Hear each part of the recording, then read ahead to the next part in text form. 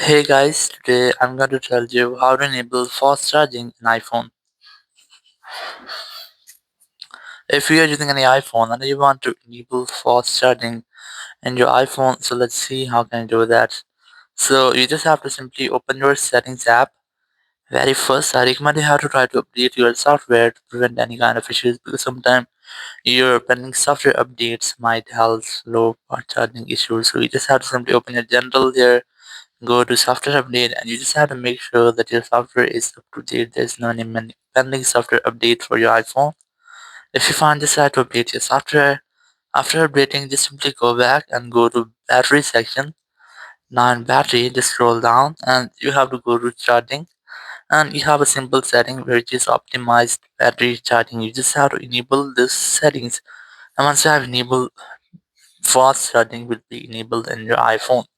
But there are some more conditions. The very first is that you are using original iPhone charger and original charging cable for your iPhone charging.